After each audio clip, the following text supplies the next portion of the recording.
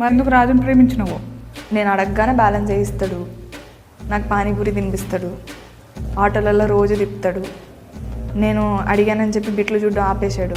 ఏమన్నా పిచ్చిగిన లేసిందా నీకు? రాజు అందరు మగవాళ్ళ లెక్క కాదు మేడం. దేవుడా, ఆ ట్రైలర్లోనే నీ జీవితం అంతా నేను ట్రావెల్ చేసినట్టు అనిపించింది నాకు. ఒంటి మీద సున్ని లేకుండా కాలు బయట పెట్టాలి, నీ సంగతి అయినట్టేనే. చాలా టాక్సిక్ రిలేషన్షిప్లో ఉన్నట్టు అనిపించింది నాకు. నువ్వు మన గురించి ఊరంతా టామ్ టామ్ అయిందంట. టాటో అయితే లవ్ చేయవానే పెళ్లి చేసుకోవడానికే కదా. ఏమనుకోరంటే ఒక మాట చెప్తా, ఇట్లనే కాళ్ళు ఒత్తుతారు, స్టార్టింగ్ పడ్డాక పీక నొక్కుతారు. మీ ఆయనతో మీరు ఎప్పుడు గొడవలు పడలేదా? ఇక్కడ టాపిక్ నాది కాదు. దెబ్బలలో కూడా ప్రేమ కనిపించింది. ఇదంతా సినిమాలలో బాగుంటుంది కానీ నిజంగా బాగుండదు. అదంతా ప్రేమిస్తే ఎట్లా నొప్పి ఇస్తారు నాకు అర్థం కాదు. చెప్పు. నొప్పిద్దామని అనుకోలేదు. నేను కొడితే కూడా నేను చంపితే కూడా ప్రేమ చూస్తున్నారని కదా నెత్తికెక్కుతారు వీళ్ళంతా. లేదు మేడం, మరి నేను కొడతా కదా రాజుని అదే ప్రేమతో. నువ్వు కూడా కొట్టినావా?